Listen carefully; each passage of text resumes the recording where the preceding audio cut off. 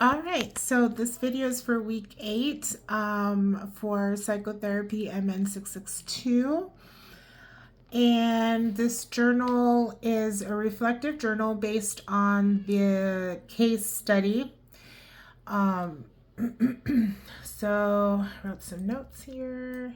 So this was on the case example of Jill. She is a 32-year-old Afghanistan war veteran.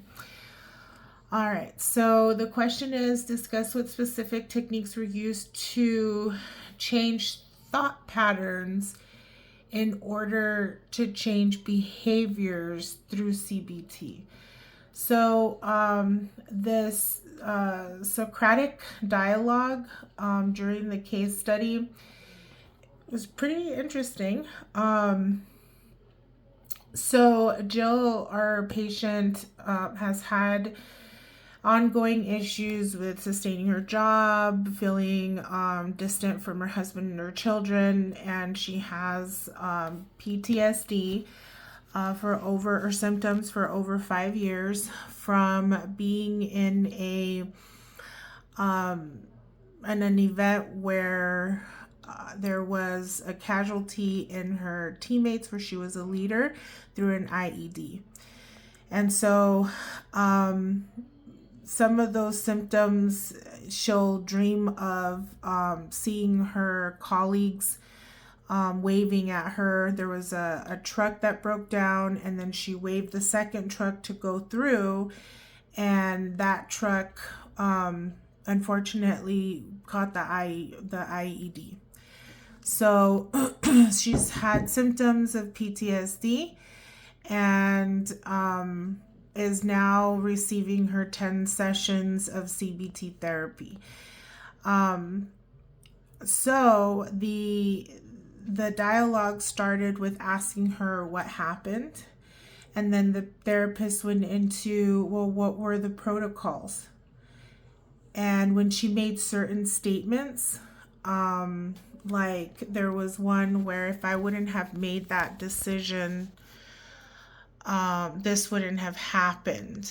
Something, I'm not quoting it directly, but then the dialogue went in and said, okay, well, explain to me what you mean by that.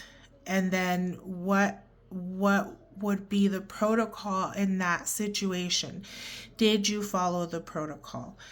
And so throughout the dialogue, the patient comes to realize that, hey, I did follow protocol. And the sense of maybe guilt is because of the loss, but not her decision.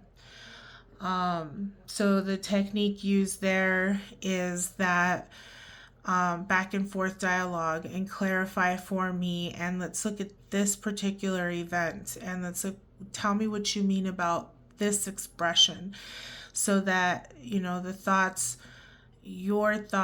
are leading your behavior, and so I'm having a hard time expressing it, but how she's thinking that the guilt or the deaths or the injuries were her fault. If you go back and you break it down, what did you know back then that you would have made a different decision?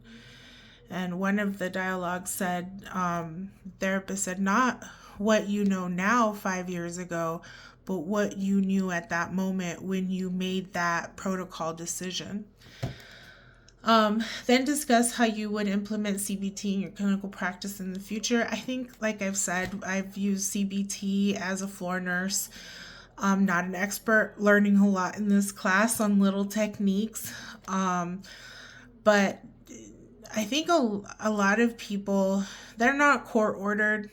Usually they're not motivated for change, and we have to work with them to get there. But usually when they seek therapy or they seek help, they're ready, they're motivated. And so it's continuing that motivation with them to get to where they want to be, their goals. What specific diagnoses can DBT be used with? That's borderline personality. Um, and actually, as I was reading, I don't remember where I got this from, but one of the journals I was reading, DBT was actually originally for suicidal ideation, and then it got the gold standard for borderline personality. In your current clinical have any of the sessions included CBT? Yes.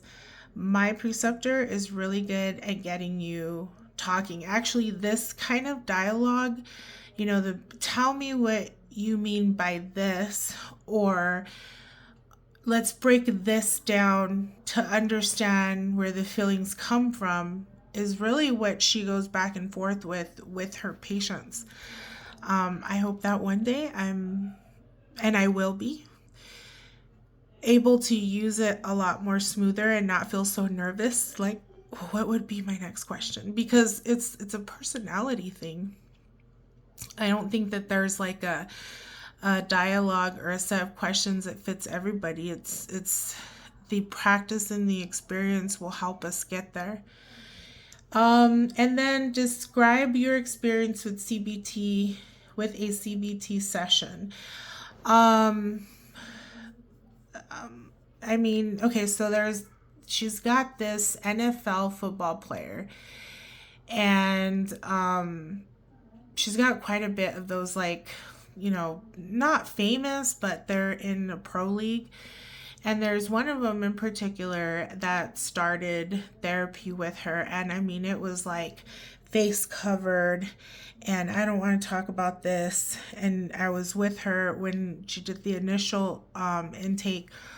And it was like, yes, no, not really looking into the camera.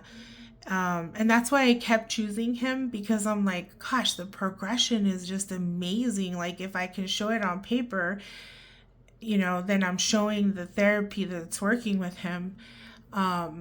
Anyhow, so yeah, we started off with that, and I was like prying words out, but still, like, depending on the question she picked, he'd look up and look at the camera, and it's like, okay.